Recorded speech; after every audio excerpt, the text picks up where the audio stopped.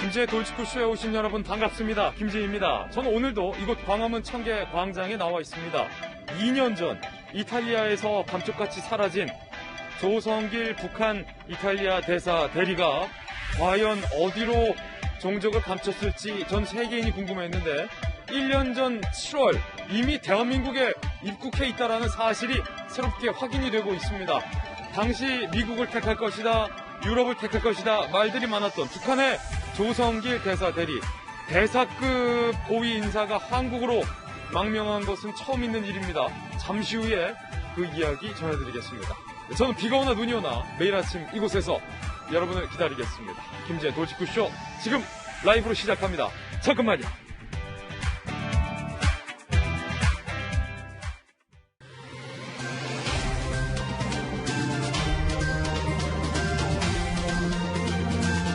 신문 읽어주는 남자입니다. 아버지를 북한 총살에 의해 잔인하게 잃은 아들의 편지가 어제 공개됐는데 그 편지에 차마 입에 담지 못할 각종 비난의 댓글이 달리고 있다고 합니다. 잠시 후에 보도해드리겠습니다. 이런 거 정말 안 됩니다. 오늘 조간신문 함께 하시죠. 먼저 동아일보입니다. 김정은 체제 들어서 첫 대사급의 망명입니다. 조성길 이탈리아 대사. 작년에 입국한 것으로 이미 확인이 됐습니다. 스위스 등 다른 곳에 망명을 타진하다가 한국행을 택했다는 건데 부인 아들과 함께 대한민국 땅을 밟은 것으로 관측이 되고 있습니다. 유럽에서 이 조성길 대사는 김정은의 사치품을 평양으로 조달하는 역할을 했었던 굉장히 막중한 책임을 맡았던 인물이었습니다. 전문가들은 그가 한국에 왔다는 건 예상 밖이다라고 입을 모으고 있습니다. 미국이 이 조성길 대사의 망명을 받아들이기 꺼렸을 수도 있다라는 관측도 나오고 있습니다. 그때 당시 태영호 의원이 공개 편지를 쓰기도 했습니다. 막역한 사이였던 성길아, 대한민국으로 와라라고 공개 편지를 했는데 태영호 의원의 편지가 영향을 미쳤던 걸까요? 잠시 후에 짚어보겠습니다. 다음 신문입니다. 이번엔 중앙일보입니다.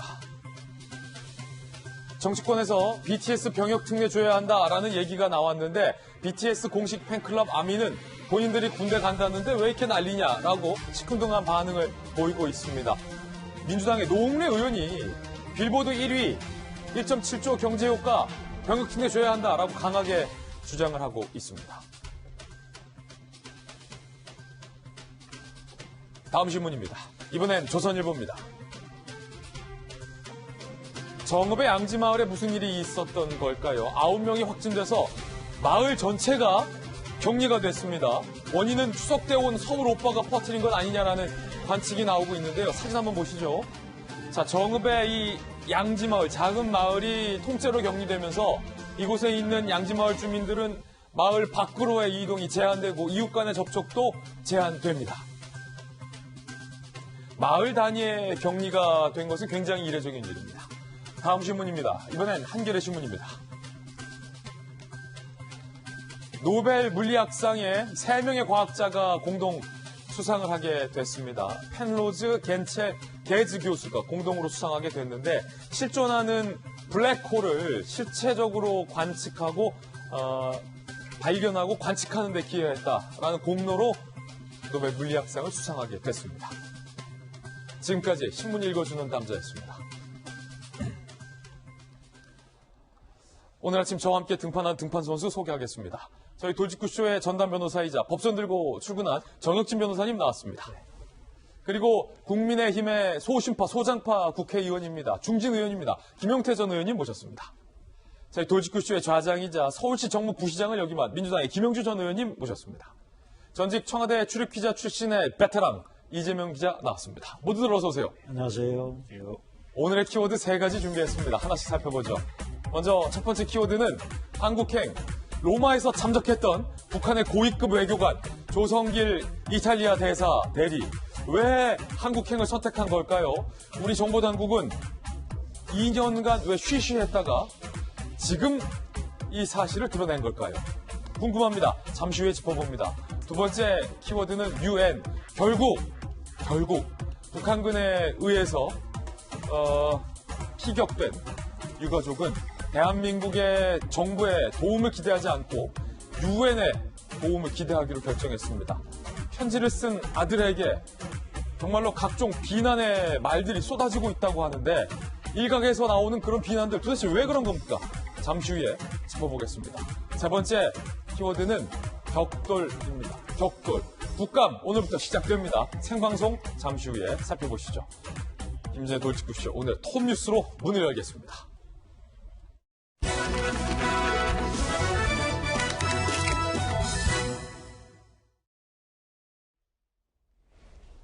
자, 오늘 모든 조간신문들의 톱뉴스는 2년 전 로마에서 갑작스럽게 사라졌던 그때 당시 북한 김정은 체제도 꽤 당황해했었던 국제적인 뉴스로 시작을 합니다. 2년이 지난 오늘 그의 행적은 놀랍게도 이미 1년 전 7월 한국에 들어와 있었다라는 겁니다. 함께 보시죠. 로마에서 사라진 뒤 한국행. 북한 전문가들도 깜짝 놀래하고 있습니다. 그가 한국을 택할 줄 몰랐었기 때문입니다. 사라졌던 조성길 북한 대사 이미 작년 7월에 대한민국에 들어와 있었다는 겁니다. 깜짝 놀랄 만한 뉴스인데요. 사라졌었던 그가 한국행을 택한 이유는 무엇일지 오늘 진단을 해보겠습니다. 로마에서 서울까지 조성길 전 이탈리아 주재 북한 대사 대리가 로마에서 잠적했던 게 2018년이었습니다. 며칠 뒤 불행하게도 당시 고교생이었던 딸은 평양으로 북한으로 강제 송환됩니다. 당시 조성길 대사가 잠적한 이후에 북한에서 파견된 체포조, 북한 이른바 특별요원급들이 이탈리아를 급하게 찾기도 합니다. 잠적 사실이 알려져서 미국과 유럽 등 제3국의 망명설이 강하게 제기됐던 그때였습니다. 그런데 2019년 7월에 비밀리에 한국에 입국했다라는 게 오늘 새롭게 알려진 겁니다. 대북소식통은 그만 온 게 아니라 혼자서만 온 게 아니라 아내와 아들과 함께 한국에 들어왔다라고 동아일보 기자에게 얘기하고 있고요. 정부고위 관계자는 조선일보 기자에게 조 전 대사대리 부부가 이탈리아에서 잠적한 이후 서방에 있는 한국 대사관에 스스로 걸어 들어와서 망명을 신청했다라고 얘기를 하고 있는 상황입니다. 깜짝 놀랄 만한 소식입니다. 여러 보도들에 따르면 정확한 망명 루트와 망명 사실은 우리 외교당국이 정확하게 확인해 주지는 않고 있지만 여러 수치통에 따르면 그가 서방 국가에 있는 한국 대사관의 문을 스스로 두드려서 망명을 선택한 것으로 현재 전해지고 있는 상황입니다. 이재명 기자, 당시만 하더라도 상황이 꽤 긴박했어요. 저도 분명하게 뉴스 기억하는데 북한에서 체포조가 급파돼서 이탈리아 현지에서 조성기를 잡기 위해서 북한의 그 무서운 체포조까지 급파됐던 그 뉴스가 아직도 생생히 기억되는데 작년 7월에 이미 한국에 들어와 있다고요. 그렇죠. 실종됐다고 알려졌던 거는 2018년 11월인데 사실 그것이 이제 언론에 보도된 거는 지난해 1월이었죠. 그때만 하더라도 이제 굉장히 그때도 사실 조성길 전 대사대리의 행방을 찾지 못해서 과연 어디에 있느냐 이런 이제 논란이 굉장히 컸고 그리고 얘기한 것처럼 북한이 체포조 보냈다. 그리고 딸이 북한으로 송환됐다. 그러니까 딸은 이제 계속 대사관에 있었었는데 이탈리아 대사관에 송환됐다. 이런 이제 얘기가 있었죠. 그래서 물론 이제 딸이 본인이 직접 자진 입국을 한 건지 아니면 송환됐는지 정확히 지금도 알려지진 않았지만 그러다 보니까 이제 조성길 대사가 더더욱이나 대사 대리 이제 가족들이 더더욱이나 이제 어떤 행보 자체가 부자연스러울 수밖에 없는 그런 상황이 아니었나 싶은데 어쨌든 지금 그 이후로 거의 이제 2년 동안 행방이 묘연한 상태였는데 알려진 건 이미 지난해 7월 달에 한국에 망명했다는 거죠. 그렇게 되면 거의 이제 황장엽, 태영호 의원 이후에 최고위급이 망명한 이제 그런 사안이고 더욱이나 더 중요했던 게 지금 이 조성길 전 대사대리가 했던 업무입니다. 바로 아까도 얘기했지만 김정은 위원장의 와인이라든지 이런 사치품을 조달하는 업무를 담당했다는 거죠. 그렇기 때문에 김정은 위원장, 북한 입장에서도 굉장히 민감하게 반응할 수밖에 없을 것 같습니다. 그러다 보니까 이제 지금까지 우리 정부도 이 사실을 공개하지 않은 것 아니냐 이렇게 지금 이제 추측이 되고 있는데 오히려 거꾸로 지금 오히려 왜 15개월 만에 이 사실이 공개됐는지가 오히려 관심이 높을 것 같고 아마도 이제 앞으로 국감 이런 데에서 정보위나 이런 데에서 그 내용들이 좀 이제 알려지지 않을까 이렇게 추측해 봅니다. 당시에 이재명 기자 조성길 대사 대리를 잘 아는 외교계 소식통에서 조 대사가 급하게 아내와 함께 대사관 건물에서 나오고 아들을 챙겼는데 미처 딸을 함께 나오지 못했던 소식까지 뒤늦게 알려지면서 그때 사실 많은 분들이 그 뉴스 보면서 아버지의 그 남겨진 딸에 대한 정말로 지극히 안타까움, 그리고 그 딸이 결국 평양으로 강제 송환됐다라는 소식까지 확인되면서 우리는 이미 알잖아요. 잠적한 혹은 북한말로 따지면 조국을 배신한 외교관의 자녀가 북한으로 송환됐을 때 어떠한 처우를 받는지 우리는 이미 알잖아요. 그 뉴스에 많은 사람들이 좀 가슴 아파했었던 기억이 나네요. 네, 사실 지금까지 정확한 팩트는 알려진 건 아닙니다. 그러니까 말한 것처럼 아들과 그러니까 그 부인과 아들은 데리고 나왔다. 그러면서 이제 사실은 산책을 하겠다 이렇게 해서 대사가 나와서 차를 타고 이동했다. 뭐 이렇게까지는 알려져 있는데 그 차가 어떤 차인지 지금 정확하게 알려진 건 아니고 뭐 일각에서는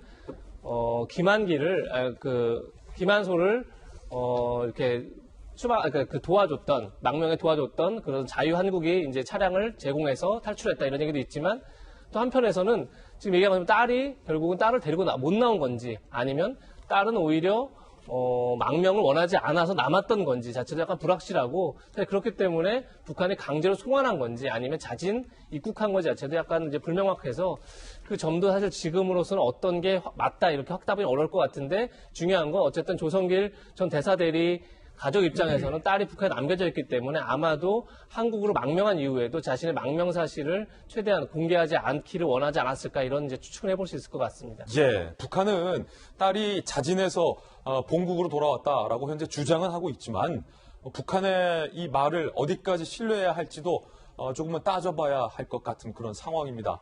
자, 조성길 대사대리가 어떤 인물인지도 다시 한번 조명을 해보겠습니다. 평양 외대를 졸업했고요. 부친이 외무성 대사, 장인이 주 태국 북한 대사, 완전 엘리트 집안. 2015년 5월 이탈리아 현지 부임했고 대북 제재를 피해서 외화벌이를 하는 중차대한 임무를 북한 체제 내에서는 맡았던 인물입니다. 김정은의 사치품을 조달하는 것에 책임자였다. 기만소를 구출한 자유조선이 관여했다라는 설도 제기되고 있는 상황인데 김영주 의원님. 네. 부친과 장인 모두 고위 외교관을 지냈던 엘리트 집안, 이른바 출신 성분이 좋았던 조성길, 네. 승승장구했고 이탈리아의 대사대리라는 막중한 책임까지 맡고 어떻게 보면 북한 내에서 체제 내에서 굉장히 선택받은 엘리트였던 그가 왜 북한을 떠나기로 결심한 걸까? 아직도 좀 궁금합니다. 그렇습니다. 이제 2015년에 이태리 부임했을 때 3등서 기관으로 왔습니다. 예. 그리고 이제 말하자면 2018년에 들어와서 1등서 기관이 되면서 그때 6차 핵실험 때문에 문 대사가 당시 주 이태리 대사가 추방이 됩니다. 그래서 바로 대리 대사를 달게 됩니다. 이제 그러면서도 문제는 이제 이태리 대사가 하는 역할이 말하자면 외화벌이 그리고 이태리나 서유럽에 있는 상당히 사치품들을 북한으로 보내는 돈도 보내고 아주 김정은 일가의 뭔가 이렇게 럭셔리한 그런 어떤 개인적인 물품들을 사서 보내는 것인데 실제로 자금도 차단되고 여러 가지 국제사회의 문제가 대북제재가 심화지대 보니까 실제로 그런 문제에 차질이 빚어졌을 가능성이 높고 실제로 본인이 이제 2015년부터 왔으니까 한 3년 되면 2018년 말 되면 귀국하게 됩니다. 임기를 끝내게 되기 때문에 북한으로 돌아갔을 때 이러한 문제가 사실 자기한테 굉장히 많은 어떤 그 책임을 꾸짖을 수 있는 여러 가지 어떤 차질이 빚어졌기 때문에 그런 부분에 대해서 고민을 해왔을 것이라는 생각이 들고요. 네. 3등석 기관이 갑자기 1등석 기관을 하면서 대사 역할을 하다니까 무리수도 따랐을 것이고 또 그 당시에 이제 태영호 공사 같은 그런 사람들이 이제 한국으로 망명했다라는 부분들 이제 그런 것들이 여러 가지 이제 타진을 하게 된 배경이 신경의 변화가 있었는데 당시는 이제 미국 입장에서도 하노이 말하자면 미팅을 준비했다든지 이제 그러면서 미국 자체도 북한과의 상당히 좋은 분위기 속에 있어서 말하자면 조대사의 말하자면 그 망명을 선뜻 손을 잡아주지 못했던 그런 상황이고요. 유럽은 아시다시피 상당히 아직도 북한이 대사직을 파견한 곳이 많습니다. 그래서 상당히 정보망에 걸릴 가능성이 많기 때문에 고민을 많이 해왔고 결국에는 한국행을 조심스럽게 생각하지 않았겠나. 다만 자기가 걸어 들어간 대사관이 이태리 대사관이 아니고 유럽의 어디인지는 아직까지 알 수 없는 상태입니다. 그렇군요. 자, 극비기순. 그렇다면 예상을 깨고 왜 대한민국 행을 택했는지도 궁금합니다. 조성길 극비기순 예산 깬 한국행 왜 미국 측과의 협상 불발? 여권 관계자는 조 전 대사들이 당초 미국 망명을 원했는데 미 당국이 한국행을 권해 방향을 바꿨다는 얘기가 있다라는 얘기도 알려지고 있고요. 처우등을 협상하다 여의치가 않자 한국행을 택한 것 아니냐라는 관측도 나오고 있는 상황입니다. 지난해 1월 태영호 의원은 그때 당시 이렇게 공개 편지를 씁니다. 내 친구 성길아 서울로 오라. 친구야 한국은 나나 자네가 자기가 이루려던 바를 이룰 수 있는 곳이다. 자네도 한국에서 자서전 쓰면 대박 날 것이다. 라는 공개 편지를 쓰기도 합니다. 김용태 의원님, 정확히 알 수는 없으나 스위스나 미국이나 혹은 다른 유럽이 아닌 조성길 대사가 대한민국을 선택한 이유 무엇일까요? 제 생각에는 김정남 암살 사건이 가장 컸던 것 같습니다. 그렇습니까? 사실 이 북한 사람이 망명했을 때 그 신변을 뭐 정말 끝까지 최선을 다해서 보호할 수 있는 나라는 대한민국 아니면 미국 아니겠습니까? 그런데 그 제3국에서 김정남이 이제 암살당하지 않았습니까? 그걸 보고서 아마 이 조 대사도 여러 가지 많은 생각을 했을 거고, 첫 번째 생각했을 때는 이 북한하고 그때 뭐 최고의 좋은 관계였던 대한민국보다는 역시 미국으로 가려고 생각하지 않았을까 네. 생각을 하는데, 김용주 의원이 말씀하신 대로 그 당시에는 미국하고 북한하고 여러 가지 뭐 이 딜을 하기 위한 마구 작업들이 벌어지고 있어서 미국이 뭐 꺼려했을 가능성도 있다. 그래서 한국으로 올 수밖에 없지 않았나 싶고요. 그리고 뭐 태용호 현 의원의 편지도 뭐 나름 역할을 했다고 봅니다. 왜냐하면 태용호 의원이 그 당시 편지를 보냈을 때는 또 문재인 정부 시절이었거든요. 문재인 정부 이 시절에도 이 태용호 그 당시 이제 전 공사라고 불렀죠. 이 공사가 한국에서 잘 활동하는 걸 보면서 본인도 그래도 역시 미국이 아니면 한국으로 가는 게 좋지 않겠느냐 이렇게 판단하지 않았을까 싶습니다. 하여튼 예.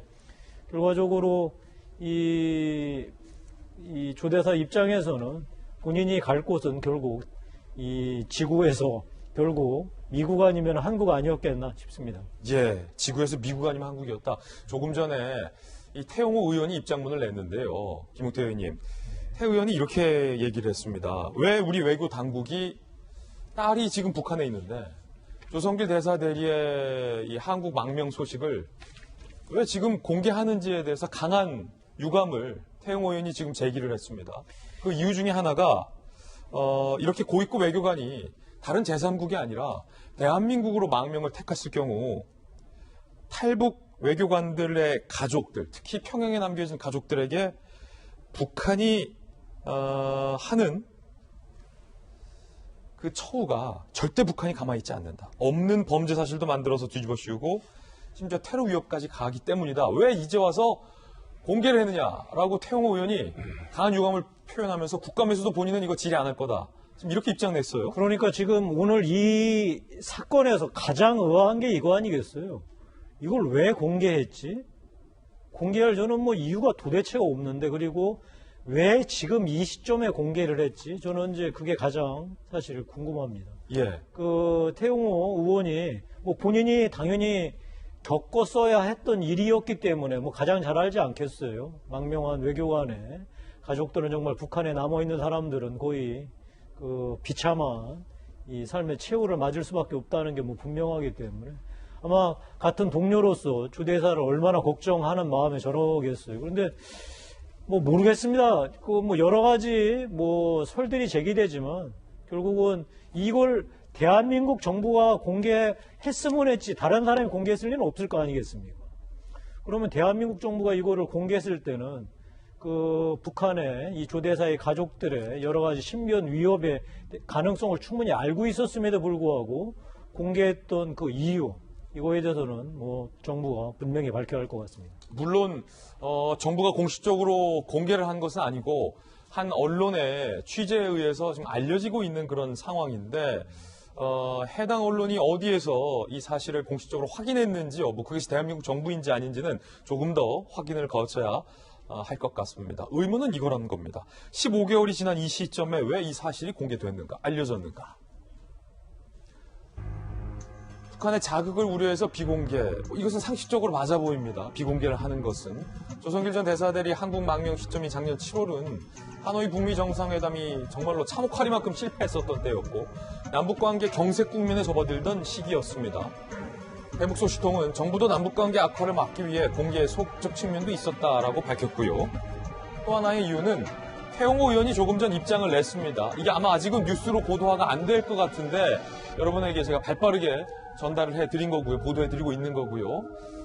딸 걱정, 결국은 강제 북송설, 자발적 귀국설, 각종 설이 제기됐는데 조 전 대사 대리가 북한에 있는 가족 문제 때문에 한국행이 알려지는 것을 반대한 것으로 안다라는 얘기도 현재 나오고 있습니다. 정혁진 변호사님. 네네. 제 친구들 중에 이제 대기업 비서실에 있는 친구들이 있단 말이에요. 예. 근데 이 친구들이 뭐라고 이야기를 하냐면 불각은 불가원이라는 말을 해요. 그러니까 너무 이제 로얄 패밀리들하고 가까이 있으면 그러면 타고 너무 멀리 있으면 차갑다, 춥다. 그러니까 적절한 그 선을 유지를 갖다가 해야 된다 이런 이야기를 하는데 아까 봤듯이 조 대사는 진짜 최민희 의원님 말씀대로라고 하면은 북한의 초엘리트죠. 예. 그 다음에 담당한 업무가 1호 물품이라고 그래가지고 로얄 패밀리들이 직접 쓰는 물건. 그런데 조 대사가 이렇게 탈북함으로 인해가지고 로얄 패밀리들이 이태리제 좋아한다 이런 말까지 지금 나오고 있단 말이에요. 그렇군요. 그런데 조금 전에 말씀하셨다시피 그 북한을 탈북하는 것도 중요하지만 탈북한 사람들이 어디에 가 있느냐도 굉장히 중요하다는 거예요. 그래서 전문가들은 아마 조 대사가 한국에 오지 않을 것이다. 왜냐하면 한국에 오는 순간 탈북 연좌제가 더 크게 걸려가지고 그래서 일단 기본적으로 그 어머니나 그 다음에 이제 북한으로 돌아갈 수밖에 없었던 그 딸이 평양에서 지방으로 내쫓기는 건 당연한 거고요. 예. 그 이상의 뭐 정치범 수용소라든지 그런 일들이 있을 수 있기 때문에 그 한국에 오지 않을 것이다라는 그 예측이 굉장히 많았고 그 다음에 이제 그 조대사가 평양 외대 불어과를 나왔단 말이에요. 그래가지고 프랑스어를 굉장히 잘한대요. 그래서 아마 프랑스어를 사용하기에 편한 그런 데 있을 것이다라고 예측을 갖다가 했는데 그럼에도 불구하고 작년 7월에 한국에 온 것 자체가 사실 굉장히 좀 이례적인 것이다라고 전문가들은 그 생각을 갖다 하는 거고 그런데 왜 지금 같은 시점 더군다나 지금 남북 관계가 그 피살된 공무원으로 인해 가지고 아주 더 경색되려고 할 수도 있는 그러한 시점에 별로 좋지 않은 북한 입장에서는 굉장히 껄끄럽고 남한 입장에서도 껄끄러울 수 있는 이 사실이 지금 이 시점에 그 폭로가 됐다라고 하는 것이 알려졌다라고 하는 것이 사실은 굉장히 의문점이다라고 저도 생각이 듭니다. 예. 자, 김영주 의원님, 종합을 해보자면, 결과적으로 조성길 대사대리가 대한민국에 들어왔다라는 소식이, 지금 잠적한 지 2년 가까이가 지났지만, 지금 현재에도 사실은 조성길 대사대리나 평양에, 북한에 있는 그의 가족 혹은 그의 딸에게 굉장히 좋은 소식은, 좋은 영향은 끼치지 않을 거다라는 좀 걱정이 지금 들고 있고요.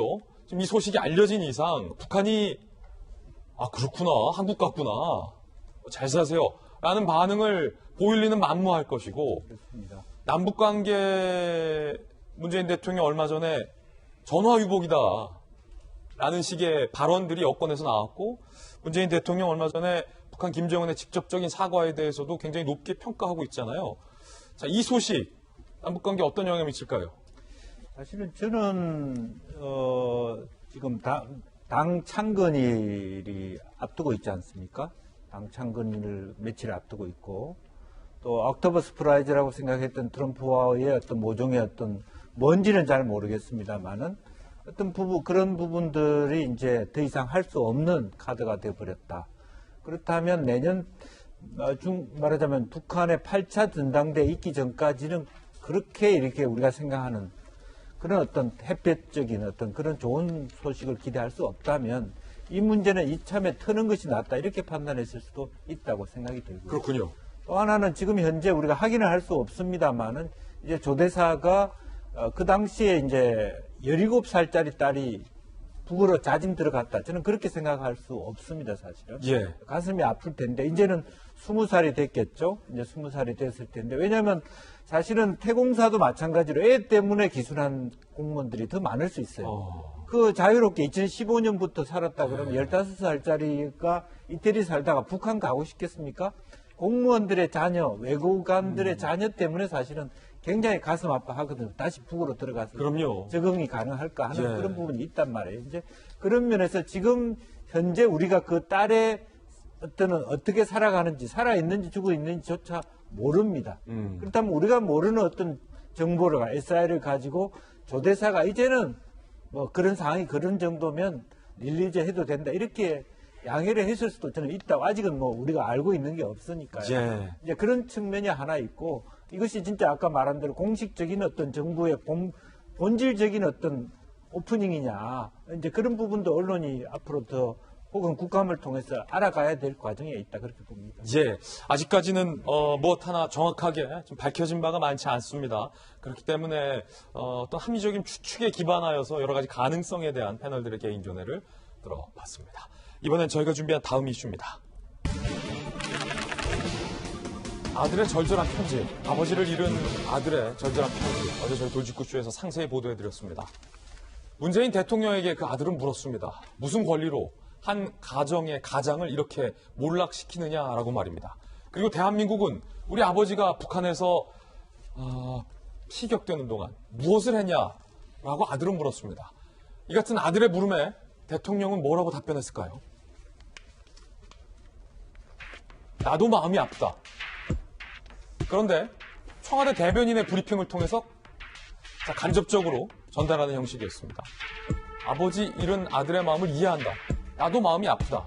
그러면서 대통령이 밝힌 문장은 다음과 같습니다. 해경이 여러 상황을 조사하고 있으니 해경의 조사 결과를 기다려보자.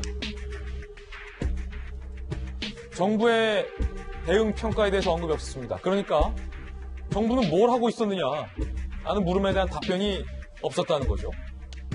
그리고 정부는 앞으로 무엇을 할 거냐에 관련된 후속 조치에 대한 언급도 없었습니다. 당연히 무슨 권리로 한 가정을 몰락시키느냐라는 아들의 물음에 대한 답변도 없었습니다. 해경이 조사를 하고 있으니 그 결과를 기다려보자. 다만 가슴이 아프다라고는 대통령이 얘기를 했을 뿐입니다. 편지가 도착하면 직접 답장을 쓰겠다라고도 청와대 대변인은 이야기를 한 바 있습니다. 야당에서는 청와대 대변인의 입을 통해서 대신 전달된 대통령의 이 같은 입장에 대해서 어떻게 받아들였을까요? 야당의 입장 들어보시죠. 월북의 근거인 양, 평범한 가정에 빚만 들춘 해경의 조사 결과를 듣자는 이유는 무엇입니까? 의미 없는 수색을 지켜보자는 게 나락에 빠진 유족에 대한 적절한 위로입니까? 외려 포기를 종용하는 듯한 허망한 위로를 듣고자 이 나라 대통령님께 어린 학생이 한 맺힌 편지를 올리지는 않았을 겁니다.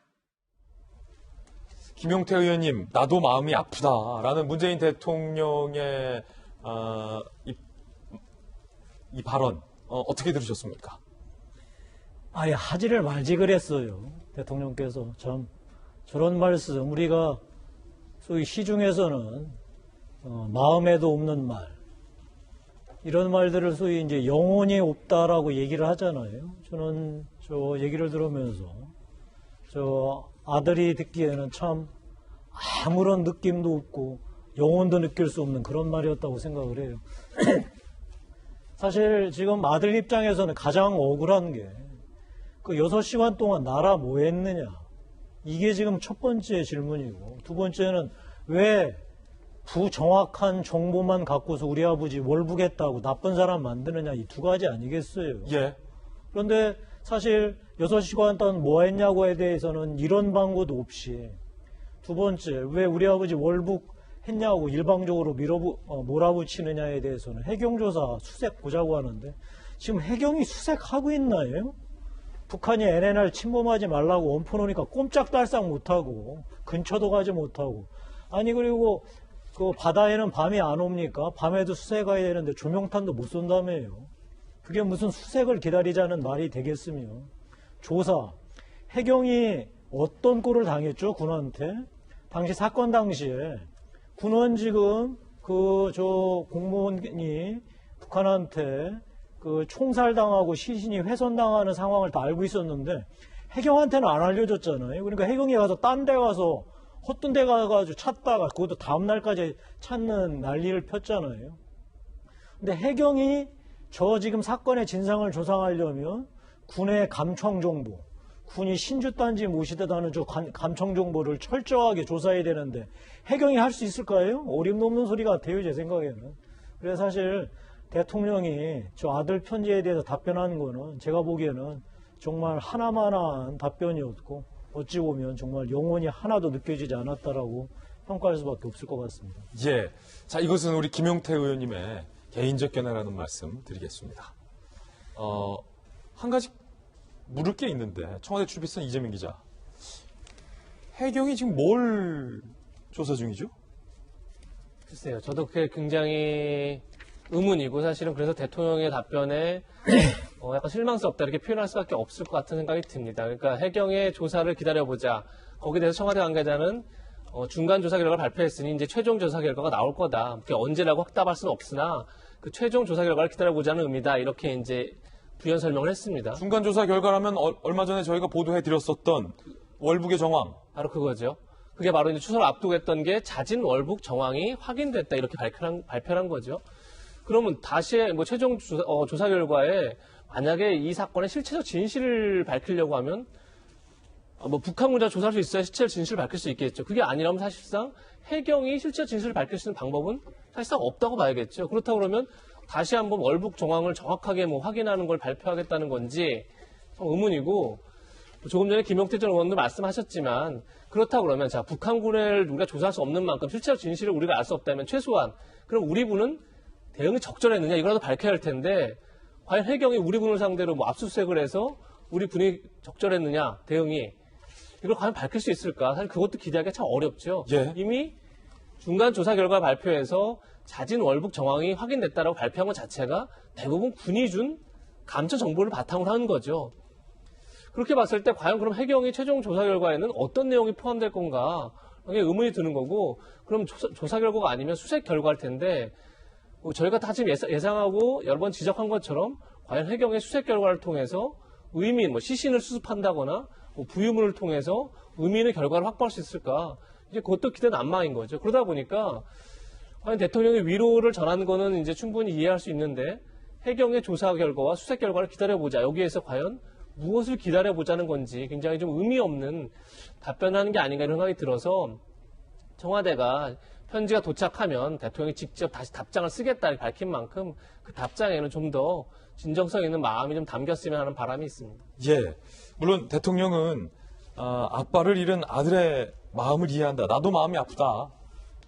라는 위로의 메시지를 건넸습니다. 방금은 이재명 기자의 개인적 견해라는 말씀 드리겠고요. 자, 피격된 공무원의 형, 유가족도 대통령의 이 같은 발언에 이렇게 얘기했습니다. 아들이니까 아빠한테 쓴다는 마음으로 쓴 거죠. 마지막 편지, 용서 편지. 아빠를 무참하게 총칼로 죽인 사람들을 용서할 수 있겠습니까? 근데 좀 조사하겠다고 했는데 뭘 조사를 하는지, 그냥 조사를 하면 우리가 오늘 공개 청구하는 이 정보나 빨리 좀 주시면 좋겠어요. 조사할 게 없어요, 지금. 유엔 인권위에서는 이 부분에 관련해서 좀 절차를 좀 진행을 하고 있어요. 해경이 여러 상황을 조사 중이므로 조사 및 수색 결과를 기다려보자. 라는 이 대통령의 말에 지금 여러 사람들이 아리송한 반응을 보이고 있는 겁니다. 해경이 뭘 조사 중인지에 대해서, 그리고 뭘 조사할 수 있는지에 대해서 청와대의 구체적인 답변이 나오면 전해드리겠습니다. 그런데 더 큰 문제는 아빠를 잃은 아들의 마음이 담긴 이 편지를 차마 입에 담지 못할 표현 등을 써가며 조롱하는 일부의 세력들이 있다는 겁니다. 함께 보시죠. 포털 사이트 일부 댓글. 박정희 전두환 시대였으면 가족들도 빨갱이 집안이라 불렸을 것이다. 문 대통령이 만만하냐? 월북한 네 아버지 때문에 나라가 쑥대밭이다. 큰아빠가 시켰네. 뭐가 이렇게 자랑스러운지. 누군가 불러주는 대로 쓴 거지 영화 찍냐? 라는 댓글들이 많았습니다. 자, 보다 못한 시민단체가 나섰습니다. 이군의 명예를 훼손했다라고 누리꾼 9명에 대한 고발장을 제출했습니다. 정혁진 변호사님, 네. 자, 이분들이 어떤 분인지에 대해서 알고 싶지도 않고, 뭐 이분들이 어떤 무슨 생각인지에 대해서도 뭐 그냥 얘기하고 싶은 마음도 없습니다. 아들을 잃은 아빠를 잃은 아들에게 이게 할 소리입니까? 저는 어떤 사람들인지 알 것 같아요. 제가 봤을 때 저런 댓글을 쓴 사람들은 그 아들이 쓴 편지를 읽어보지 않은 사람들이에요. 그거는 제가 봤을 때 확실한 것 같아요. 저는 한 두세 번 읽어봤거든요. 근데 아까 이제 앵커께서 소개하신 것처럼 가장을 몰락시킬 자격이 누구한테 있느냐. 이런 표현이 참 마음에 와 닿았고, 그 다음에 아버지가 생명의 위협을 당한 상태에서 살기 위한 그 발버둥을 치고 있었다. 이런 표현에 참 너무너무 저도 마음이 아팠어요. 예. 그 다음에 그 아버지가 180cm, 68kg밖에 안 되니까 좀 굉장히 마른 체형이셨던 것 같아요. 그런데 그런 분이 38km를 조류를 거슬러 가지고 헤엄을 쳤다라고 하는 게 그게 상식적으로 말이 되느냐? 그건 저는 맞다는 그런 생각이 딱 들거든요. 이게 이제 명예훼손이 그냥 옛날같이 인터넷 같은 게 발달하지 않을 때에는 제가 여기 계신 분들한테 어떤 나쁜 말을 했다고 해가지고 그게 전파가 되지가 않는데 요즘같이 인터넷, 그 다음 핸드폰, 모바일 이런 게 발달된 그런 상황에는 한 사람의 말이 여러 사람들한테 퍼져가지고 피해자가 피해를 굉장히 심하게 입을 수 있거든요. 예. 그렇기 때문에 특별법이 생겨가지고 정보통신망법에 따르면 허위 사실로 비방할 목적으로 명예를 훼손할 경우에는 무려 7년 이하 징역까지 처해질 수 있도록 되어 있는데 이런 것들을 너무 모르는 것이 아닌가. 그 다음에 더 중요한 건 뭐냐면요. 현실적인 문제가 있어요. 어떤 문제가 있냐면 이번에 이렇게 사망하신 공무원 같은 경우에 원래대로 하면 국가유공자법에 따라 가지고 순직 공무원으로 인정될 가능성이 제가 봤을 때 굉장히 높고요. 그 다음에 공무원 재해보상법이 있거든요. 여기에는 이분과 같이 어업 감독하는 그러한 공무원은 위험 직무 순직 공무원으로서 국가에서 더 많은 배려를 갖다가 해줘야 되는데 자꾸 이게 월북한 거고 스스로 간 거다 이런 식으로 몰고 가면 이러한 유가족들 입장에선 이런 혜택까지도 다 박탈될 수 있기 때문에 정말로 이거는 실질적이고 그 다음에 감정적으로 2차의 가해를 심각하게 하는 그러한 것이니까 이건 처벌받아야 될 것 같습니다. 예. 이 댓글에 하나 중요한 대목이 뭐냐면 바로 경멸과 조롱하는 키워드가 바로 월북 프레임이라는 겁니다.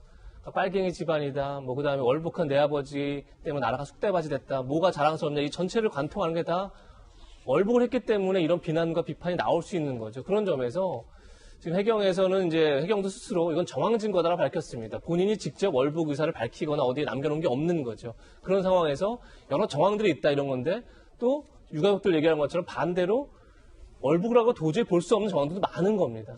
그런 상황에서 정부가 성급하게 월북 정황을 굉장히 여러 차례 브리핑을 한 거죠.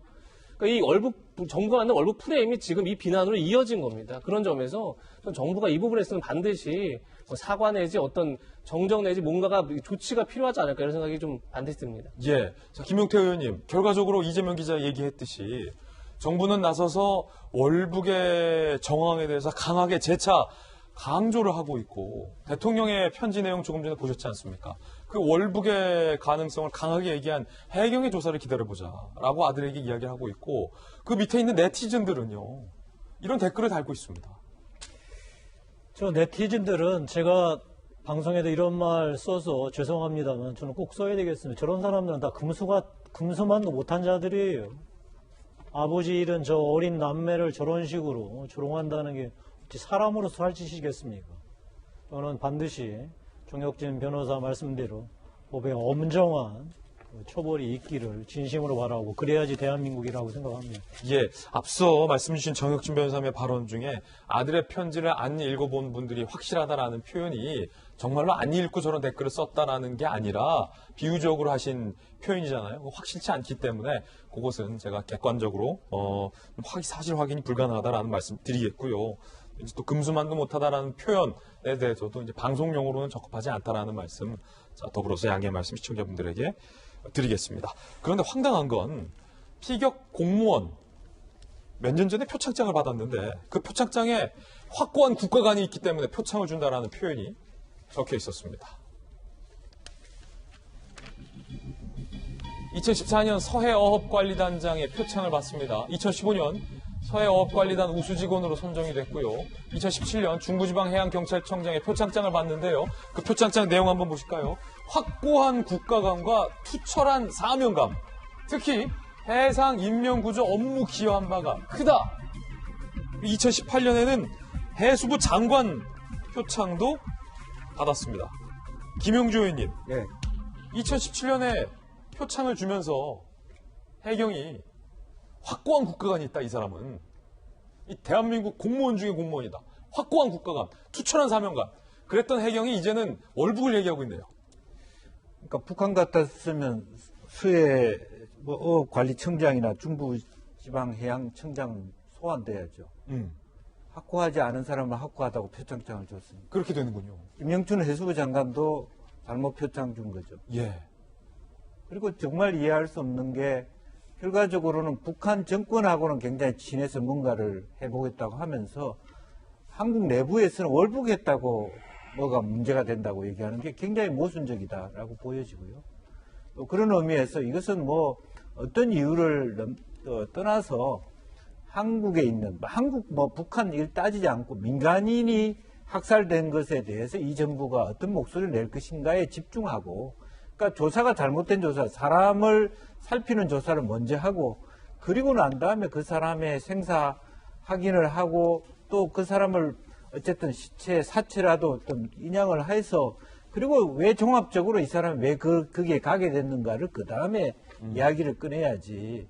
어떻게 그런 확정되지도 않는 조사를, 안 해야 될 조사를 먼저 발표를 해놓고, 실제로 해야 될 우리가 골든타임이라든지 인양이라든지 북한과의 관계 협조라든지 공동조사 요구라든지 이게 앞뒤가 선우가 뒤바뀌었다, 저는 그렇게 보여져요. 그리고 실제적으로 해경 스스로는 왜 월북의 가능성에 대한 개인정보까지는 탈탈 털어서 발표하면서 자기들이 자기 청에서 준 표창장 내용은 왜 공개를 안 합니까?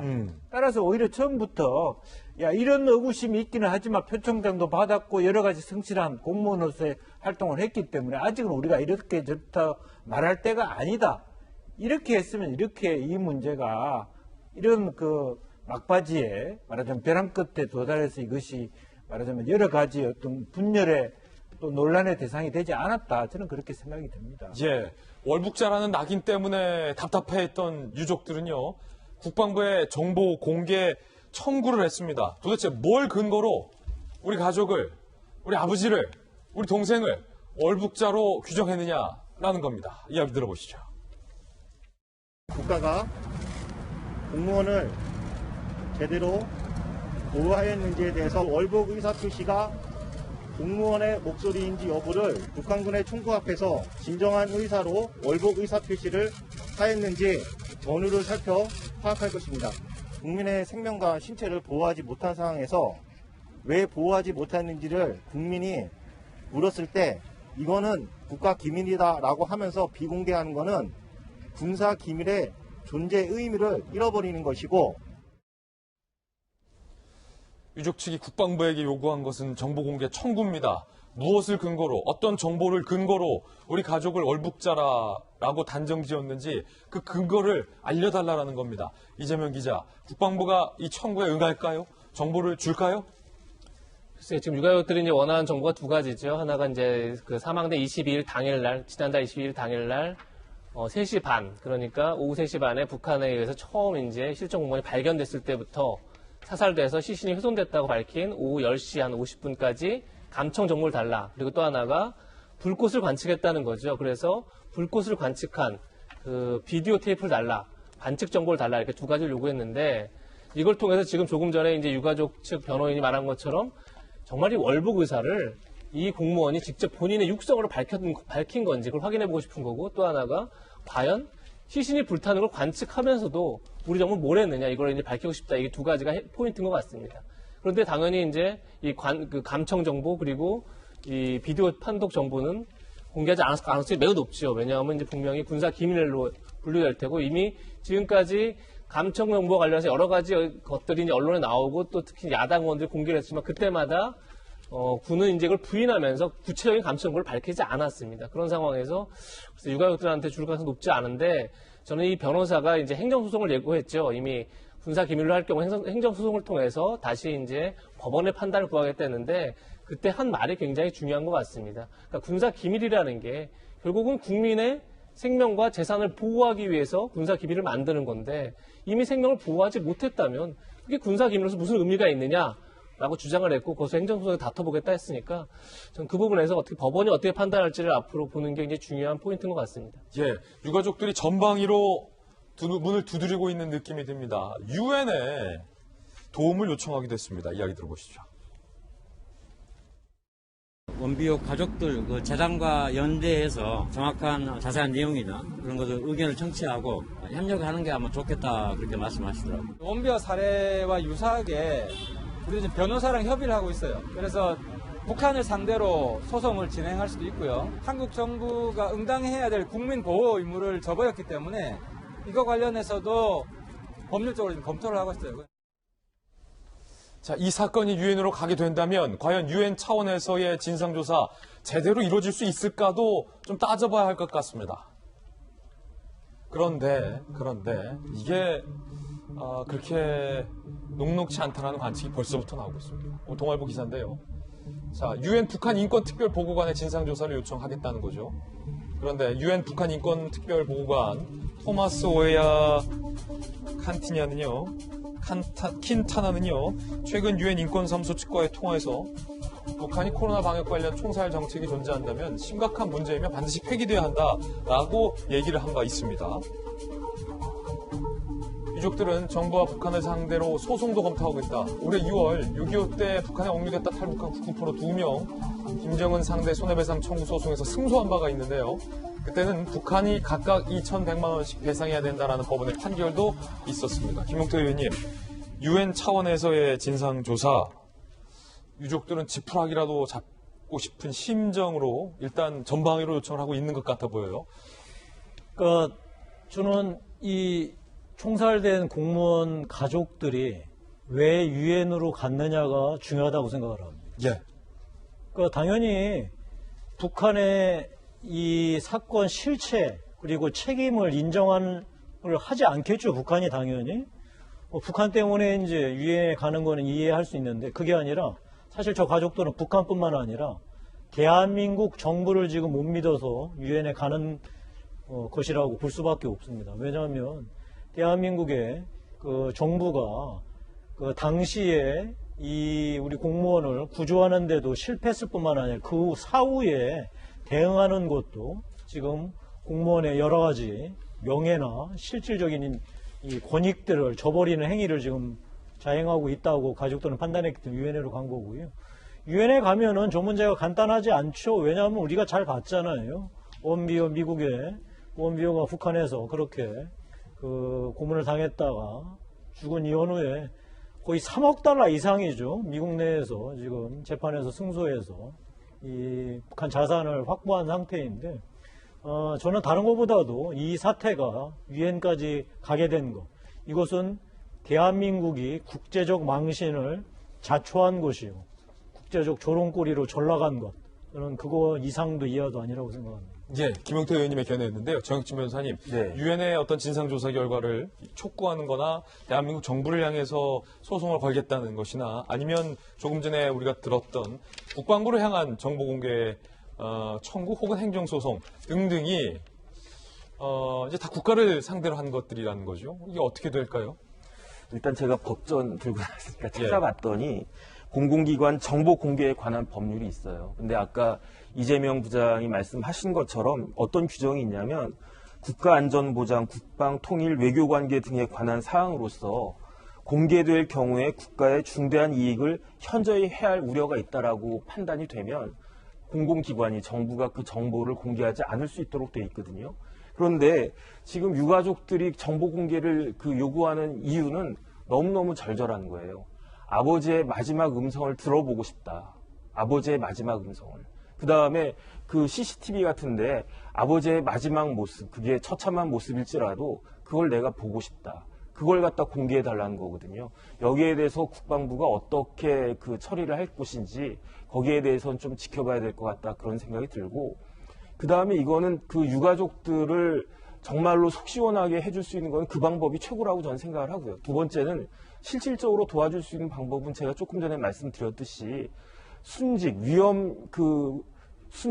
공무원으로 인정을 국가가 해서 그에 굉장히 위험한 직무거든요. 그 받아 나가가지고 공무원이 여러 가지 그 불법 어루와 같은 것들 단속하는 그러한 일들을 하는 거니까 거기에 맞게 법에 정한 대로 그걸 갖다가 잘 국가가 배상을 갖다 해주면 되는데, 그거를 지금 믿지 못하겠다라고 하니까 우리나라가 어떤 나라입니까? 그런데 유엔에다가 이런 것들을 어필을 갖다가 한다라고 하는 게 사실은 마땅치도 않고 좀 부끄럽다 이런 생각이 듭니다. 예, 정진 변호사님의 개인적 견해도 들어봤습니다.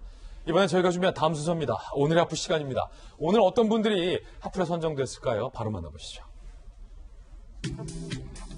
자, 방금 말씀하셨던 이 국방부, 그리고 오늘부터 국감이 시작되고 국감도 시작이 됩니다. 잠시 후에 이 국방위를 포함한 국감 얘기 좀 해보겠습니다. 그리고 네이버가 알고리즘은 조작 절대 못하는 거다라고 얘기를 했는데요. 이 정부의 판단은 달랐던 것 같습니다. 네이버에게 과징금 267억 원이 내려졌다. 네이버는 이에 대해서 반발하고 있습니다. 트럼프 대통령의 퇴원 어제 전해드렸는데 코로나를 이겼다 기념주화까지 등장을 해서 미국 내에서도 논란이 되고 있는 상황입니다. 하나씩 전해드립니다. 앞서서 계속해서 국방부 얘기가 나왔습니다. 국방위 국감 시작이 됐는데 주요 증인 채택, 핵심 증인 채택이 이루어지지 않았습니다. 논란입니다. 최대 격정지 국방위 핵심 증인 채택 0.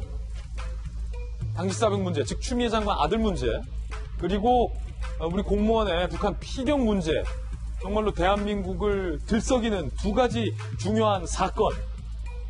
자, 그런데 국감이 열렸는데 핵심 증인 채택이 이루어지지 않는다라는 거예요.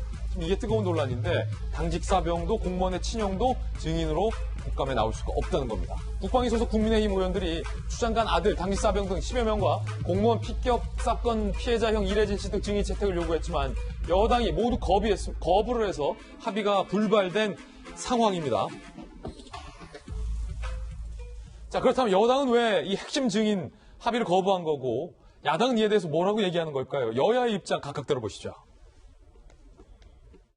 무혐의 처리된 거를 이제 국정감사장까지 와가지고 또 뭘 하겠다? 연평도 비격 사건 이거 관련해서는 수사 중인 사항이고 본인들이 스스로 국회에 나와서 증언하겠다는 것이고 피해가 공무원의 형님은 나와서 자기 한풀이를 좀 해달라는 것이고 국정감사라는 것은 마무리를 짓는 해원 절차, 원을 풀어주는 절차를 갖는 것이 저는 국회라고 봅니다. 일체 정언을 봉쇄해버리고 국정감사를 끝내자.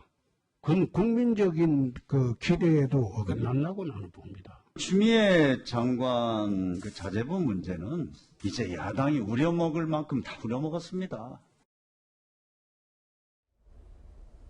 자, 이미 무혐의로 끝났고 야당이 우려먹을 만큼 다 우려먹었다라는 표현도 들었습니다.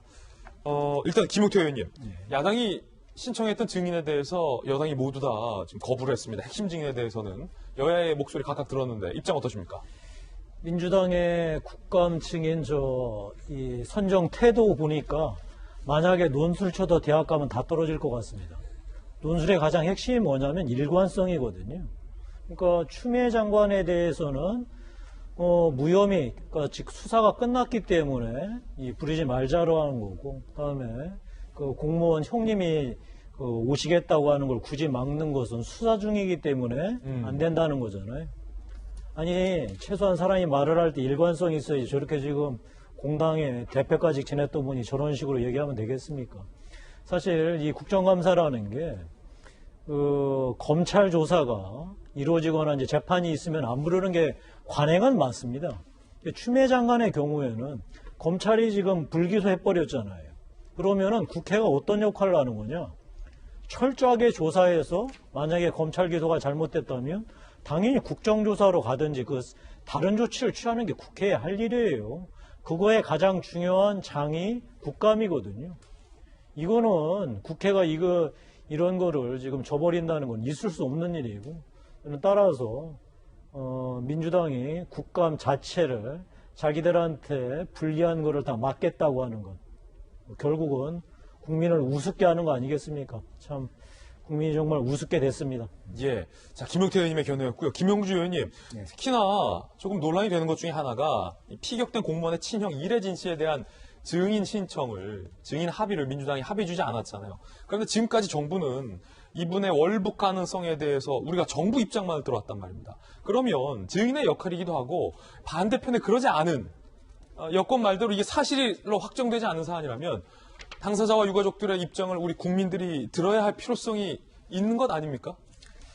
이제 이 부분은 사실은 상임위도 좀 애매합니다. 국방위에서 해야 될지, 오히려 해경이 관계되는 행자위에서 해야 될지, 또 정부위에서 해야 될지, 좀 그런 것들을 국민의힘에서 조금 이렇게 여러 가지 조직적으로 할 필요가 있다라고 생각이 들고요. 또 그 친형이란 분들이 뭐 육성으로 얘기를 하면 좋겠습니다만, 지금 현재 보여지는 그림으로도 태영 의원이나 또 말하자면 이제 그 하태경 의원이나 이제 일찌감치 협조를 말하자면 구하는 상태에서 이미 이제 야당 의원하고 친숙한 표정이 너무 많이 드러나고 있는 부분도 오히려 이와 같은 부분에 객관적인 조사 이전에 정치적으로 이미 야권 쪽에 말하자면 너무 깊이 관여되어 있다. 이렇게 여당의 공격을 받을 수 있는 부분들이 좀 있다. 그래서 지금 저는 오히려 친형이 조금 더 지금 이 화면이죠. 그 하태경 의원이나 태영 의원 같은 사진보다는 아주 객관적인 시민단체라든지 변호사들과 사진 찍는 게 좋겠다. 나는 그런 생각이 들고, 그래야만 최소한 너무 지나치게 여권 입장에서 뭐 나오는 건 좋지만 이미 뭐 태영 의원하고 하태경 의원하고 이렇게 모든 것을 상의하는 입장에 불리하다. 이렇게 생각 들지 않도록 하는 노력도 필요하다고 생각이 들고, 국방위에서 해야 될지 오히려 해경이 주무부서인 행자위나 어떤 정보위 이런 쪽에서도 여러 가지 저런 노력은 필요할 거라는 생각이 듭니다. 예. 자, 그렇다면 또 국회 반장 출신의 이재명 기자, 주요 증인들이 한 명도 합의가 안 돼서 국감에 나오지 못한다면 그 국감 제대로 될 수 있습니까? 오늘 국감이 이제 시작됐죠. 그래서 이제 국방에서도 국방부 장관이 지금 나와서 이제 오늘 첫 국감을 시작하는데, 어제까지 계속 국감 일정이 계획들이 이제 전체를 통과를 못하다가 결국은 기관 증인 참고인만 채택을 하고, 그리고 나머지 이제 야당이 요구하는 이런 것들을 추후 여야 간사가 논의해서 하자 이렇게 보류해 놓은 상태입니다. 그래서 앞으로 뭐 여당이 좀 전향적인 입장을 보일지 뭐 이제 봐야겠지만, 사실 글쎄요, 이제 뭐 여당의 주장해서 이런 거죠. 국정감사를 정쟁의 장으로 만들 수 없다. 근데 사실은 국감은 정쟁의 장이었던 거죠, 항상. 정쟁이 물론 굉장히 우리한테 부정적 의미를 많이 쓰이지만 기본적으로 정치적, 정책적 쟁점들을 논쟁하는 자리인 거죠. 그런 점에서 뭐가 우선이냐 했을 때 사실 그걸 누구도 쉽게 얘기할 수 없는 거죠. 뭐 예를 들면 이제 민간인 사찰 같은 경우는 정말 국방부의 존재 이유를 증명하고 물어보는 자리이기 때문에 그거 이상 다른 중요한 국방 정책이 있을까라는 생각이 드는 거고, 추미애 장관 아들 특히 휴가 논란도 역시 물론 이제 무혐의 검찰이 처리를 했지만 병영의 신뢰에 대한 문제이기 때문에 야당에서 얼마든지 문제를 제기할 수 있는 거죠. 그런 점에서 글쎄요, 지금 뭐 김용태 전 의원께서는 논리적으로 성립 안 된다 얘기도 했지만, 무혐의는 무혐의대로 안 되고 기소됐으면 기소대로 안 되고 수사 중이라 또 안 되고 그렇게 아무것도 논쟁할 수 없는 건데, 결국은 이제 국감이라는 자체가 어떻게 보면 처음 다시 국감이나 국정감사가 만들어진 것도 야당이 정부의 정책, 정부의 판단, 정부의 각종 기조들에 대해 따져 묻는 자리이기 때문에 저는 여당이 좀 더 전향적인 모습으로 보여야 되지 않을까 이런 생각이 듭니다. 예. 그 가운데 증인석에 서는 분들도 있습니다. 추미애 장관과 윤석열 검찰총장이 증인석에 서게 됩니다. 법사위 국감에는 추미애 법무부 장관이 윤석열 검찰총장 등 증인으로 출석을 하게 됩니다. 국감에서 거짓말하면 1년 이상 12년 이상 징역이 처해질 수 있다는데, 앞섰던 국회의 어떤 답변과는 사뭇 달라질 것이다라는 얘기도 나오고 있고요. 지방의 한 검찰 간부는요, 청문회나 상임위 출석 때와 달리 국정감사 때의 발언은 그 무게부터 달라 위증 시비 걸릴 수 있을 만큼 발언 신중해야 한다라고 얘기했습니다. 정혁진 변호사님, 추미애 장관과 관련해서 추 장관 본인과 여러 제하의 언론사들과 입장이 갈리는 게 하나 있었는데 최근에 많은 언론사들은 추 장관이 국민 앞에 거짓말을 했다라고 보도를 했고 추 장관은 그런 언론들이 거짓말을 하고 있다. 난 거짓말한 적이 없다라고 주장을 하고 있습니다. 자, 국감장에서 추 장관이 앞선 발언대로 기자회견대로 나는 보좌관에게 지시한 바도 없고 보좌관에게 지시할 것도 아니다 라고 국감장에서 발언을 한다면 그것은 위증죄로 처벌될 수가 있습니까? 아닙니까? 없습니까? 그 사람이 거짓말하는 게 죄는 아니에요. 사실 뭐 저도 거짓말 많이 하는데요. 저희 집사람한테도 하고 뭐 애들한테도 하고. 그런데 언제 죄가 되냐면 선서를 했을 때. 이 선서를 한다라고 하는 것은 내가 반드시 진실을 말하겠다. 이 선서를 어디서 하냐면요. 법정에서 하는 거거든요. 법정에서는 사람의 권리나 심지어 그 생명과도 관계되는 그런 문제들을 다루는 곳이기 때문에 선서를 갖다가 하고 거짓말을 하면 내가 처벌을 받겠다라고 하는 거거든요.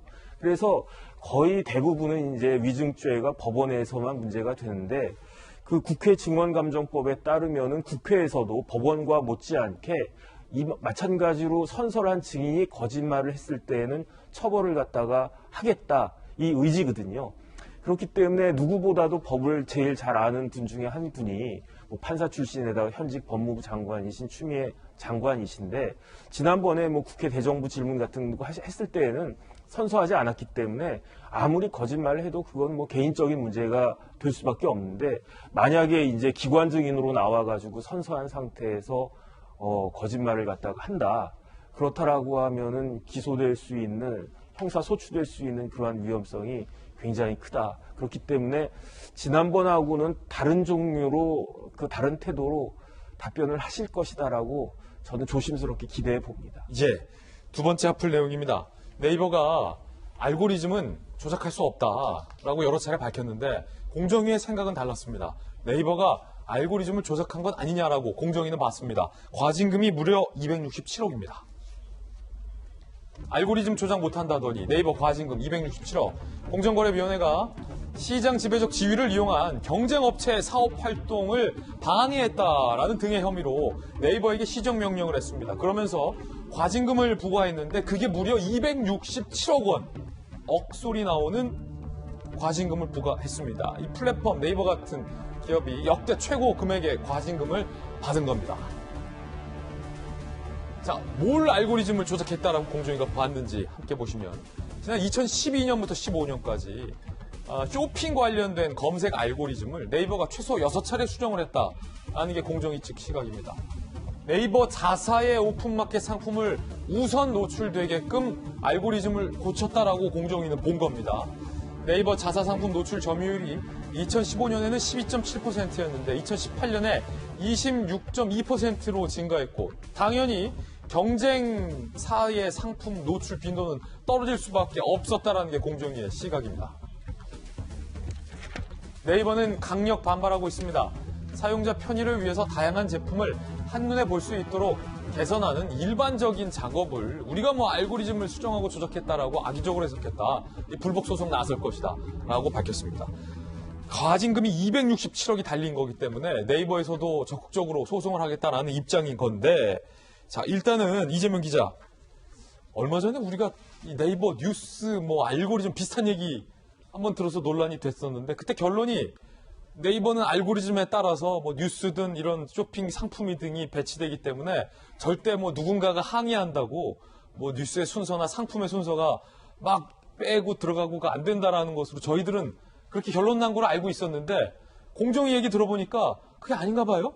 저는 다른 얘기죠. 공정위가 이제 과징금을 부과한 이유 자체는 검색 알고리즘을 활용해서 네이버가 파는 상품이나 서비스가 상단에 배치되거나 더 많이 노출되도록 했다. 이게 지금 공정위의 판단이고 물론 네이버 입장에서는 사용자 편의를 위해서일 뿐 우리 제품을 더 팔려고 했던 게 아니다. 이렇게 이제 반박하고 있기 때문에 네이버도 이제 행정소송을 예고해서 아마도 이제 법원을 통해서 최종 판단은 날 것 같습니다. 다만 얘기한 것처럼 근데 이제 공정위가 제시한 증거가 하나 있습니다. 그게 뭐냐면 네이버 임원이 담당 직원한테 이런 메일을 보냅니다. 우리가 이제 한 페이지에 노출하는 네이버 상품이나 서비스를 5%씩 조금씩 늘려가면서 외부 반응을 보자 이런 메일을 보냈더니 해당 직원이 콜만 주면, 그러니까 아마 쌀만 주면 바로 실험을 진행하겠다 이렇게 답장을 했다는 겁니다. 뭐 이것뿐만 여러 가지 증거가 있었겠지만 아마 공정위가 이런 것을 들어서 결국 네이버가 결국 오픈 마켓을 운영하면서 심판이자 선수로 뛰었다. 그러면서 자기 선수에게 더 유리한 그런 판정을 내렸다. 그렇게 소비자를 기만했다. 이게 지금 공정의 판단입니다. 물론 최종 결과를 봐야겠지만 전 이게 뭐 어떻게 결론 나든 간에 전 이 문제를 반드시 짚어야 될 것 같습니다. 네이버가 조금 전 김준현 앵커 얘기한 것처럼 이제 네이버 포털 사이트들이 여러 가지 편향성 논란, 불공 논란이 있을 때마다 알고리즘이 하는 거다. AI가 하는 거다. 우리가 하는 게 아니다 얘기했지만 사실 그 AI를 만들고 알고리즘을 만드는 게 사람이죠. 그런 점에서 과연 이 알고리즘이 어떤 원리와 원칙으로 운영되는지를 알아야 되는데 사실 그것은 늘 업무상 보안입니다. 그래서 저는 이 문제가 좀 더 투명하게 공개돼야만 포털 사이트의 신뢰가 회복될 수 있다 이런 생각이 듭니다. 예, 아니 설마 김영태 의원님 그래도 국민들의 사랑을 받고 있는 네이버가 설마 자기들 입맛대로 뭐 뉴스마저 누구에게 유리한 기사 올리고 누구에게 불리한 기사 빼고 설마 그렇게 하진 않았겠죠. 알고리즘인데 그렇겠죠? 쇼핑 관련해서는 회사 이익, 돈 문제이기 때문에 그럴 수 있을 겁니다. 왜냐하면은 세계에서 가장 큰 검색 회사인 구글도 지금 EU로부터 3조 원에 달하는 유사한 사항에 지금 소송을 당하겠거든요. 사실 네이버가 문제가 되는 것은 저 불공정 행위보다 불공정 행위에 앞선 독점 때문에 그렇습니다. 대한민국의 포털 회사의 70%가 네이버잖아요. 그 독점을 하는 회사가 지금 이익을 보기 위해서 불공정 행위를 했다. 그래서 267억을 맞은 거고 사실 기사 같은 경우에는 돈도 돈이지만 돈을 땡기는 독점을 만드는 가장 중요한 유인책이거든요. 따라서 이런 것들은 포털이 뉴스는 사실 다루지 않는 게 원래부터 맞는 것이다라고 계속 주장해왔고 전문가들 그렇게 얘기합니다. 따라서 전 세계에다 가장 큰 구글 같은 데에는 뉴스에 대해서는 절대로 회사가 관여하지 않고 그냥 검색만 할 뿐 뉴스 배치는 하지 않거든요. 근데 대한민국만 유독 지금 이 네이버하고 다음이 지금 하고 있는데 아마 이것이 이제 골마 터져서 계속해서 뉴스 편향성 시비가 나오는 것 같은데 차제에 우리 공정위가 돈 관련한 소위 네이버의 불법 행위도 분명히 밝혀낼 뿐만 아니라 뉴스 편향에 대해서도 다시 한번 정확하게 들여다보는 계기가 됐으면 좋겠습니다. 이에 대해서 네이버는 부당하다라고 소송을 예고한 만큼 어떻게 결론이 날지도 조금 더 지켜보겠습니다. 자, 세 번째 핫플입니다. 미국에서 기념주화가 발행됐다는 소식이군요.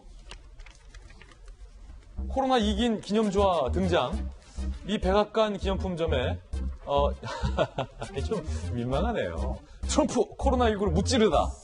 예, 트럼프 defeats COVID 주제로 $100짜리 11만 6천 원 기념주화 사전 주문이 시작이 됐다고 합니다.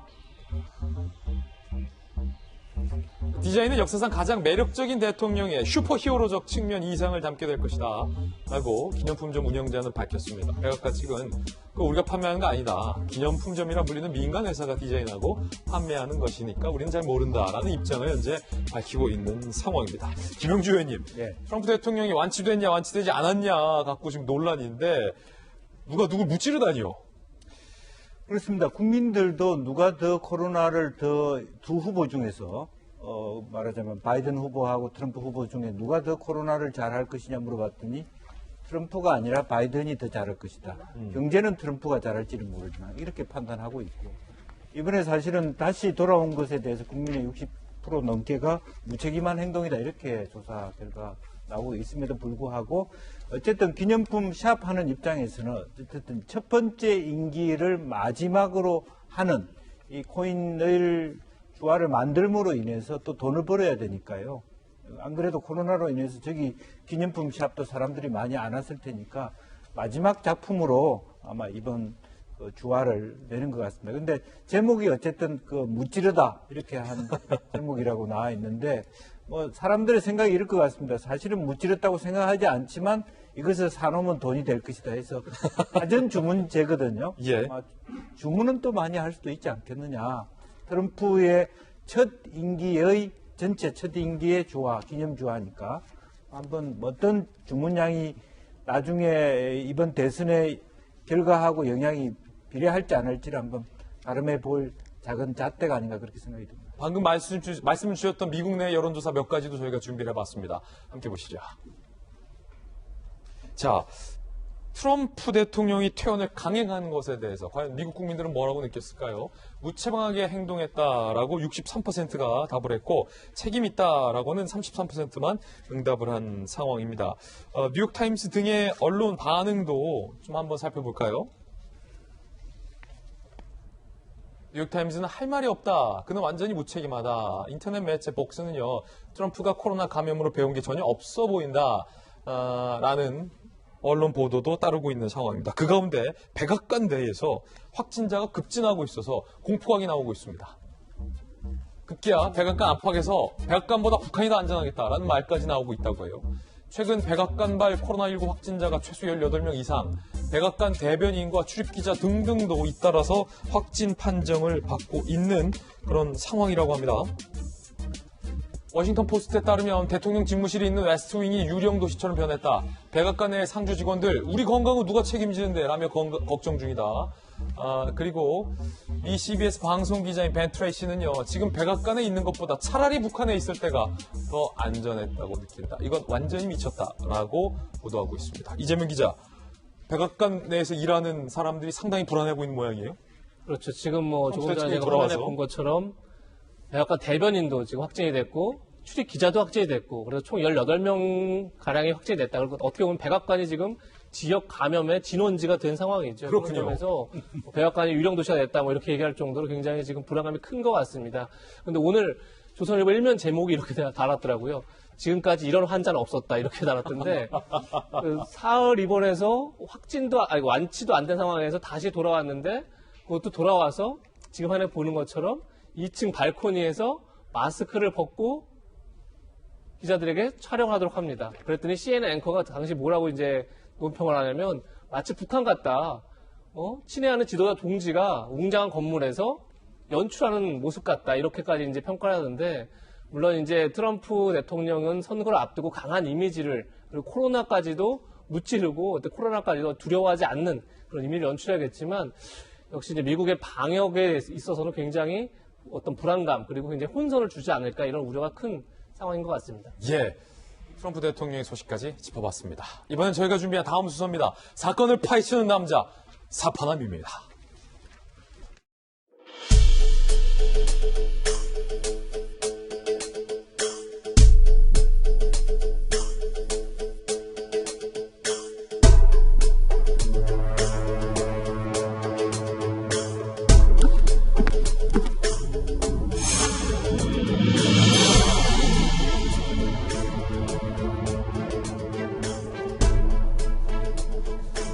사건 파헤치는 남자 사파남 김진입니다. 저와 함께 오늘 사건 파헤쳐 주실 분 모셨습니다.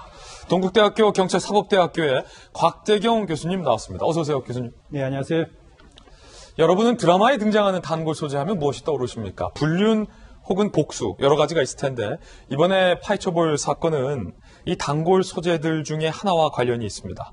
늘 그렇듯 사건 현장에는 언제나 단서가 있기 마련입니다. 저와 함께 사건 현장 살펴보시죠.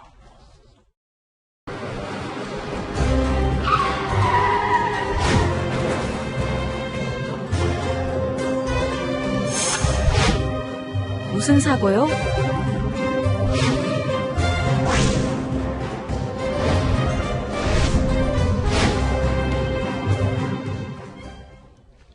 무죄 받은 뺑소니 운전자. 제목이 역설적입니다. 뺑소니 운전자인데 무죄를 받았다. 왜? 단서 하나씩 살펴보시죠. 첫 번째 단서는 뺑소니입니다. 어떤 뺑소니 사건일까요? 함께 보시죠. 첫 단서의 사건은 굉장히 심플한 뺑소니였습니다. 교통사고 후 도주까지 했어요. 뺑소니죠, 완전히. 그런데 무죄를 받았다. 2018년 9월 오전 9시 30분 서울 서초구의 한 사거리에서 56세 운전자 A씨가 차량 2대를 꽝꽝 들이받습니다. 그리고 태연하게 도망갑니다. 피해 차량 운전자들은 각각 전치 2주씩 진단을 받았습니다. 도로교통법 위반 혐의 뺑소니로 기소됐는데 놀랍게 무죄가 선고된 겁니다. 아니 일단은 곽 교수님, 네. 어쩌다가 이런 사고가 발생하게 된 거고 이 A씨가 2대 들이받고 그냥 도망간 거 맞죠?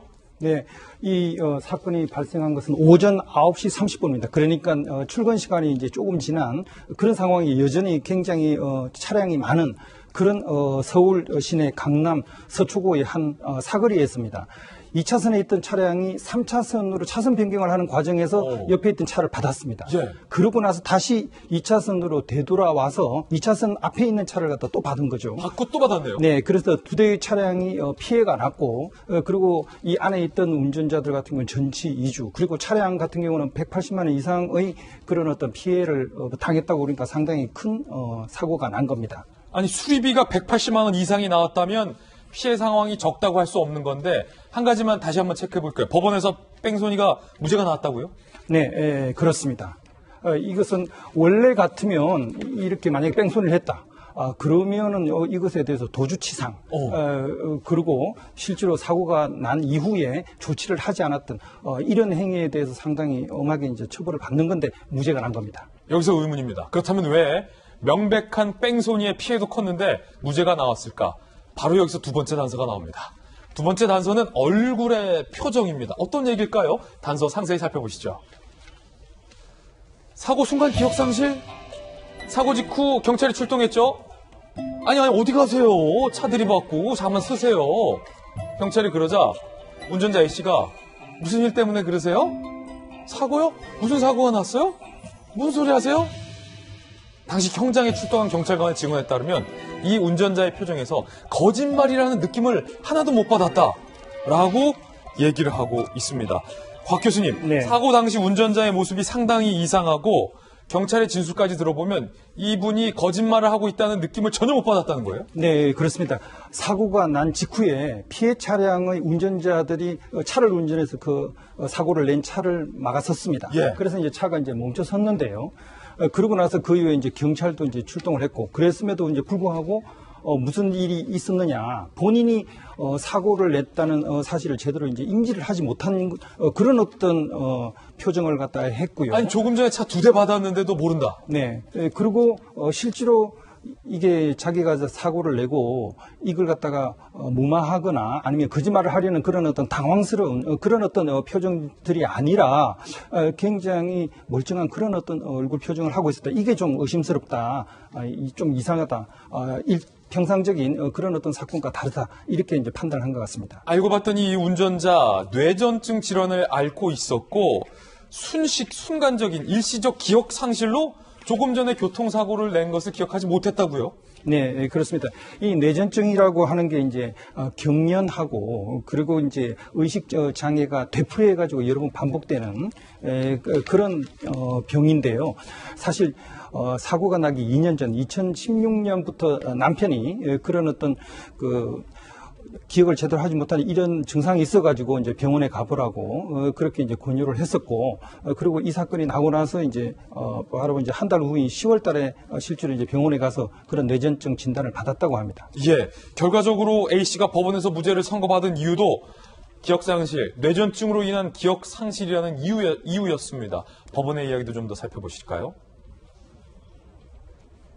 자, 지금 법원이 무죄를 선고한 근거들이 어떤 게 있습니까?